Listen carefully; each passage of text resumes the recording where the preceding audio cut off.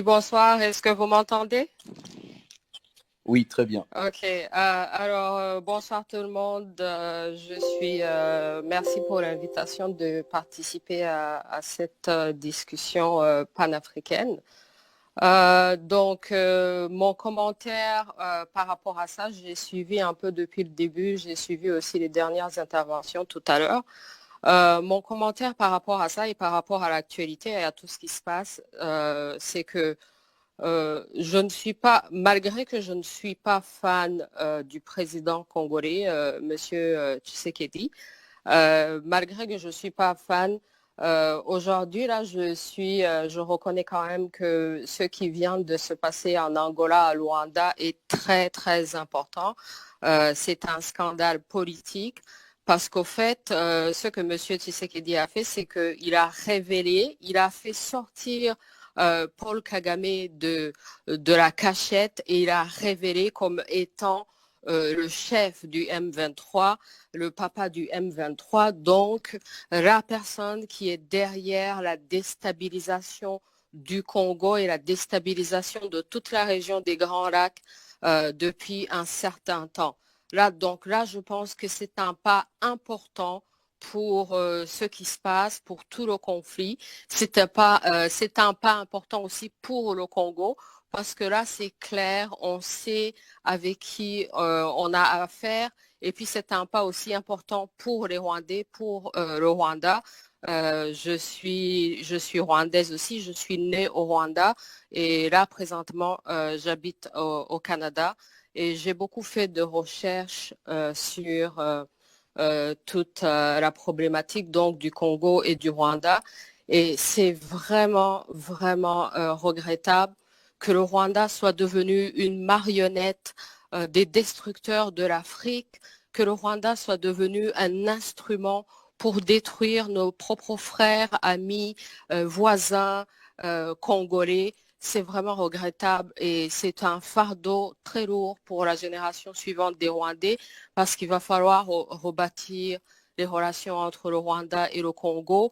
Rappelons que les relations entre le Rwanda et le Congo ont été bien dans le passé. Rappelons que le peuple congolais est un peuple très accueillant, très accueillant. L'hospitalité congolaise ne doit pas être remise en question parce que pendant très longtemps, pendant des générations, des Rwandais ont été très bien accueillis au Congo et c'est uniquement depuis 94, donc depuis l'avenue du FPR au pouvoir au Rwanda. Et justement par rapport à ce qui vient d'arriver, le FPR était un mouvement rebelle qui a pris le Rwanda par la force et le FPR avait sa base en Ouganda et ils attaquaient toujours et ils étaient armés par l'Ouganda. Vous vous imaginez si à l'époque, Museveni, qui était président de l'Ouganda, s'était déclaré et était venu dans les négociations au nom du FPR, parce que le FPR était sur son territoire et qu'il était armé par l'Ouganda. Donc, c'est comme en fait ce que vient de faire Kagame, c'est une erreur monumentale de sa part, mais en même temps, c'est une bénédiction pour le Congo et pour les autres Africains aussi qui se préoccupent de cette question, parce qu'il vient de se révéler qu'il est le M23 et qu'il est derrière le M23 et que le Rwanda est derrière le M23. Et puis donc, le Rwanda est une marionnette de l'Occident. Le Rwanda est un instrument qui est utilisé pour détruire les autres nations.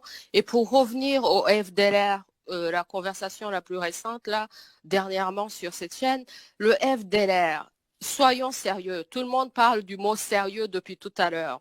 Alors, si vous voulez réellement être sérieux, si Kagame était au Congo pour vraiment se battre contre le FDLR, ça serait déjà fini. Ça serait déjà fini depuis des années. Est-ce que le FDLR, c'est une super puissance qui arrive à résister à Kagame et le Congo depuis toutes ces années, alors que Kagame est en guerre au Soudan, en Haïti, il est en guerre au Mozambique présentement pour les intérêts français, pour Total, pour protéger les intérêts français. Donc, s'il est capable de faire la sécurité dans tous ces endroits et de vendre le Rwanda comme un pays sécuritaire, un pays fort et tout. Si le FDLR était vraiment un problème, il aurait déjà éliminé depuis. Donc, au fait, moi, je suspecte, je précise bien, je suspecte que Kagame est même capable de maintenir le FDLR en place, de l'armée. Ça fait partie des ruses que les FPR utilisent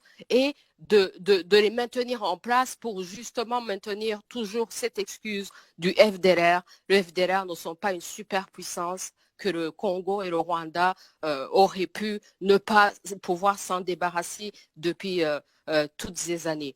Et donc, je termine aussi en vous disant une chose très importante pour les Congolais, pour toute l'Afrique.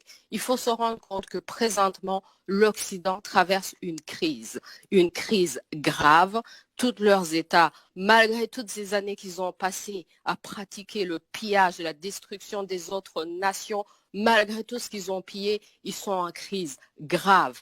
Même leur propre population, ici au Canada, c'est la révolution. La population canadienne n'en veut plus de ces dirigeants qui supportent des dictateurs, des criminels. Il n'y a pas plus grand génocidaire dans la région des Grands Lacs que Kagame et le FPR, si vous voulez parler de génocidaires. Et ces génocidaires-là sont supportés par des grandes puissances, des soi-disant grandes puissances. Le Canada est une puissance minière. Toutes les compagnies minières qui exploitent le Congo, qui détruisent le Congo, qui financent les mouvements rebelles, qui font la déstabilisation de l'Afrique, sont basées au Canada.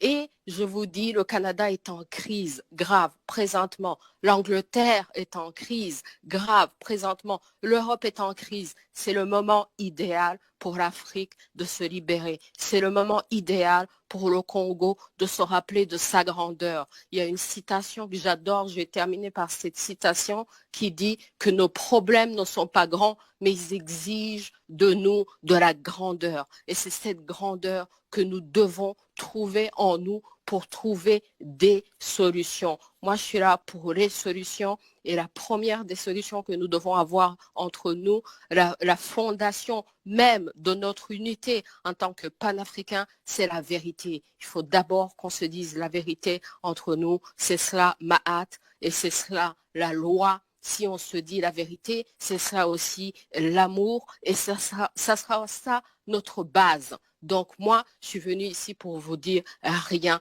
que la vérité. C'est à vous de juger pour vous-même. Merci de m'avoir donné la parole. C'est Louise Ouachou. Merci de Horanimana. Merci beaucoup, Madame Louise. Alors, merci à tous ceux qui...